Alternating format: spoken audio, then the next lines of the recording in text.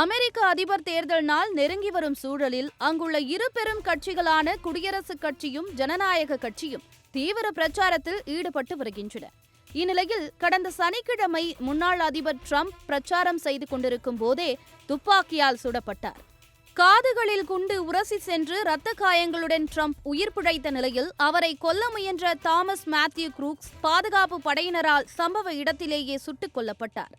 தன்னை குடியரசுக் கட்சியில் பதிவு செய்து வைத்திருக்கும் தாமஸ் ஜனநாயக கட்சியின் ஆக்ட் ப்ளூ அமைப்பிற்கு 2021ஆம் ஆண்டு $15 தேர்தல் நன்கொடை வழங்கியுள்ளதும் தெரியவந்து பல குழப்பங்களுக்கு காரணமாக அமைந்துள்ளது.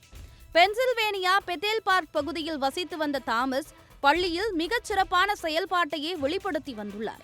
கணிதம் மற்றும் அறிவியல் பாடங்களில் சிறப்பான மதிப்பெண்களை பெற்றதற்காக அந்நாட்டின் தேசிய மற்றும் கணித அமைப்பிடமிருந்து $500 அளவிற்கு பரிசுத் தொகையையும் பெற்றுள்ளார். ராபர்ட் மோரிஸ் பல்கலைக்கழகத்தில் பட்டம் பெற்ற பிறகு நர்சிங் மற்றும் டயட் ஆலோசனைகளை வழங்கி வந்துள்ளார் தாமஸ். தனது தந்தை முறையாக உரிமம் பெற்று 2013ஆம் ஆண்டு வாங்கி வைத்திருந்த AR-15 ரக செமி ஆட்டோமேட்டிக் ரக துப்பாக்கியையே அவர் டிரம்பை சுட பயன்படுத்தியுள்ளார். தாக்குதலுக்கு முந்தைய நாள் 50 தோட்டாக்கள் மற்றும் ஏணி ஆகியவற்றை வாங்கிய தாமஸ் பெத்தேல் பார்க்கிலிருந்து 70 கிலோமீட்டர் தொலைவில் நிகழ்ச்சி நடக்க இருக்கும் பட்லர் பார்க்கிற்கு முந்தைய நாளே சென்றுள்ளார். தாக்குதல் செய்ய குறி பார்த்து தயாரானது மட்டுமில்லாமல் துப்பாக்கி சுடும் பயிற்சியிலும் ஈடுபட்டு வந்தது தெரிய வந்துள்ளது. அக்கம் பக்கத்தில் இருந்தவர்கள் தாமஸ் குரூக்ஸை அமைதியான நபராகவே பார்த்து வந்ததாகவும் அவர் இவ்வாறு செய்திருப்பதை நம்ப முடியவில்லை என்றும் கூறி வருகின்றனர்.